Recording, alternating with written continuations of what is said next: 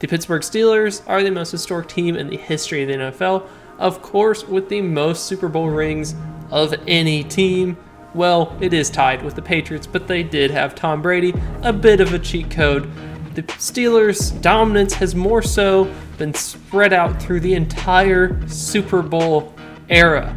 They have honestly never had a bottom-out, terrible, worse than the NFL year, at least since the Super Bowl. Before then, they were bad, but who even cares back then? However, the past 10 or so years, they have fallen into mediocrity. Mike Tomlin, of course, has never had a losing season. He has kept them as a pretty decent team. However, he has not brought them to wide success that you would expect from the Steelers. The new Steelers way, in fact, is 9-8, 10-7, and getting blown out in the playoffs. In fact, the Steelers, the last playoff game they won was in 2016.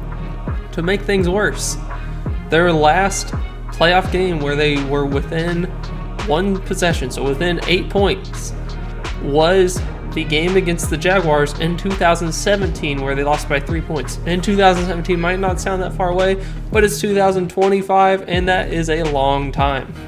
In today's video, I'll talk about what happened last year, what's going to happen this year, and if they can finally put it together and win a playoff game. Before I get into it, please consider liking and subscribing to my channel for more NFL videos, but here we go. 2024 was honestly a rather typical Steelers season. They started the year off on fire, 8-2 as a matter of fact, and this was with not very good quarterback play. As you probably know, they started off with Justin Fields. He was okay. The offense didn't put up a lot of points, but they didn't turn the ball over that much, and they were 4-2. And then Mike Tomlin shocked the world and started Russell Wilson against the Jets. Changing the quarterback on a 4-2 team is a bold move. However, they won, scored 37 points, and Tomlin was like, "Told you so." And it kind of appeared so, especially the following week where they scored 26 points. So that was a few dominating victories in a row. Going into the bye week 6-2. Afterwards, they got 2 more wins. They were on fire, 8-2. But then the world fell apart and they ended up 10-7. Now, of course, to make things worse, they ended on a 5-game losing streak, including the playoff loss to the Ravens. But as many have noted, and it is true, the teams they've lost to were all very good teams. They lost to the Eagles, Super Bowl winner. They lost to the Ravens, one of the best teams in NFL. They lost to the Chiefs, of course the Chiefs, and then the Bengals, a red-hot Bengals team who had been on fire the second half of the season. So yes, they ended 5 losses in a row, but these were to 5 good teams.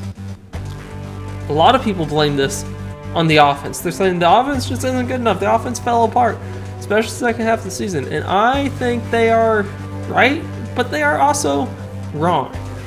In my opinion, the Steelers offense should put up 20 points and should win the game. 20 points and not a lot of turnovers, and they should win. That's it. That's Steelers football to me. And the defense, therefore, has to keep them under 20 points. The first half of the year, they did that. All but 2 games, the defense held the opposing team's offense to under 20 points. And only one time was it over 20 with 27 points. That was one of the 2 games they lost in the first half of the season. That is Steelers football to me. The second half of the year was not Steelers football. There were only 3 games in the second half of the season where the opposing team scored less than 20 points. So, in my opinion, the defense did not do its job at all in the second half of the season. Letting up 27, 38, 27, 34, 29, 28 points. The Steelers' offense is not built to put up that many points. The Steelers put a majority of their money to their defense, and that is not very normal for the NFL. But since you are allocating so much of your money and resources to the defense has to hold the other team to not a lot of points, and they had to cause a lot of turnovers. They did cause a lot of turnovers in the second half of last year. They did not hold other teams to a sufficient amount. Now, I'm not leaving the offense without blame. The offense played terrible the second half of the season as well. And there were 2 games, especially, where I blamed the offense way more than the defense. That was when they lost 19-24 to the Browns, and that was a game where they held them to 24 points and the defense caused 3 turnovers. That should be good enough to beat the Browns. And then against the Bengals, they held them to 19 points and had 2 turnovers. The offense should be able to put up the 20 points. That's, to me, 20-19, Steelers win, classic Steelers game. So what went wrong last year? Part of what went wrong last year, in my opinion, was TJ Watt just was not as dominant as he typically is. We are used to TJ Watt getting 16, 17, 18, 19, 20 sacks. He only had 11 and a half last year. That is not enough, and especially not enough for someone who is getting paid the money he is getting paid now.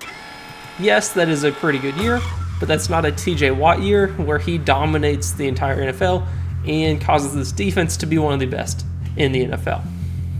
So he needs to get better. But the entire defense as a whole has to get better as well. They were the 7th worst in the NFL in allowing passing yards. They allowed a ton of passing yards. And, as I've just been saying, it just did not feel like a dominant defense. And I feel like all the attention goes to the offense, which, of course, was not great, but no one thought it was going to be great anyways. So, we know what happened last year, what changed, and what will happen this year. So what changed? Well, they lost both their quarterbacks, Russell Wilson and Justin Fields. Is that a big loss? Not really. They brought in, wait for it, Mason Rudolph, but then wait for it for a long time. Again, they didn't draft anyone, but they did pick up Aaron Rodgers. They could have drafted someone. There were plenty of options, plenty of opportunities. They chose no. We want Aaron Rodgers. And why is that? So, of course, it's Aaron Rodgers. Has he played well the past few years? No. Last year, he played all 17 games. He threw 28 touchdowns and 11 interceptions, and he was 5-12. That is a terrible season for Aaron Rodgers. Arguably the worst one he's ever had. Second worst behind his first season as a full-time quarterback. But the 3rd worst season, this will concern you if you're a Steelers fan, was 3 years ago. The year before, he had a torn Achilles. We all know that. He didn't play. But the year before that, his last Green Bay year, they went 8-9, 26 touchdowns, 12 interceptions. That's not good enough. If you get that from Aaron Rodgers, you are going to be an unhappy Steelers fan. But what you need,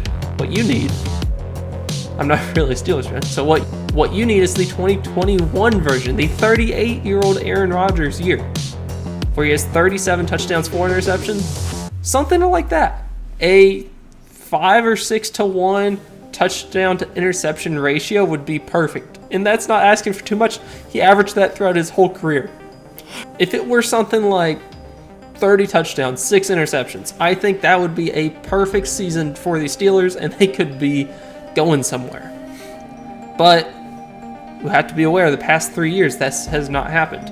Why will it happen? Well, there's one big reason, in my opinion, and that is when he was 39 and when he was 41 and when he was 40, all of those years, he was either injured or recovering from a major injury. This year, he has time to rest. He has been recovering. So theoretically, he's more healthy going into this year. The downside, he's 42 years old. So weigh that with what you will. But for the Steelers to succeed, he has to have a good year. He has to be healthy. If he throws for 28 touchdowns, 11 interceptions, that is actually worse than what the Steelers had last year at quarterback. What else changed? Of course, you traded Pickens and you traded for DK Metcalf. To me, this is an upgrade, of course. He is just a more proven, consistent, bigger play, reliable, altogether, just a better wide receiver. And you had to pay him a ton of money. So this is another sign of the Steelers saying, hey, we are changing the way we do things. We're going all in on this year. This is not a normal Steelers year. This is the general manager, coaching staff, the players going, hey, maybe we can do something this year, maybe not. But we might as well try and push all our chips onto the table. So you need this wide receiver quarterback connection to go well together. The third move the Steelers did, another huge move, probably the least Steelers-like move so far, was trading Minkah Fitzpatrick, one of the best players on the defense, for Jalen Ramsey and Jonnu Smith. This was a huge trade. No one saw it coming. And it is even further buying all in on this year. Minkah Fitzpatrick, of course, is younger than the players they traded for. They did kind of seem like the team and him weren't quite getting along perfectly. They kind of wanted to move on. And of course, they wanted Jalen Ramsey. Jalen Ramsey is great. He's excellent, but he is on the older side. Same with Jonnu Smith. And who cares on the long term? The Steelers think this is the year. So they're combining players that they think have just a little bit left in the tank. All these little pieces. They signed Darius Slay, the oldest corner in the NFL, or one of the oldest corners in the NFL, who was good last year. But that doesn't matter because we're not worried about 2 years from now. We're worried about this year. So they're putting together all these old pieces. Will it work out? Well, FanDuel and other Vegas markets thinks no. They put the over-under at 8.5 points, and they put minus money at the 8. So they think the Steelers are going to score, or they think the Steelers will have 8 wins. I personally think that there's no way they get 8 wins. I think they're going to get over 8 wins for sure, because Mike Tomlin, no matter what, gets at least 9 wins. But how can they be good? How can they not just be okay? How can they stop the late teens, early 20s Steelerings of being average until they get blown out in the playoffs? How can they actually win a playoff game? These are my 3 steps. Number 1, most important, Aaron Rodgers cannot be how he was the past 3 years. Aaron Rodgers has to be 38-year-old Aaron Rodgers, not 41 or 40 or 39-year-old Aaron Rodgers. So he needs to be much better than what we've seen in recent years. If he is not, honestly, they have no one to go to. They don't have viable players to go, hey, I'll pick you instead. I know you're talking about Mason Rudolph, you're talking about the 6th round pick you guys drafted, whoever it is. It has to be Aaron Rodgers or a miracle from someone else, but really it has to be Aaron Rodgers. So he has to play well. Number 2, TJ Watt has to have a TJ Watt year. TJ Watt has to have 17 plus sacks on the year. If he gets under 15, that is not the dominant TJ Watt that you need, and that will not lead the defense to being an elite top 3 defense like the Steelers need them to be. And then the third thing, I was going to say most important, but honestly you need all 3 of these to be a good year.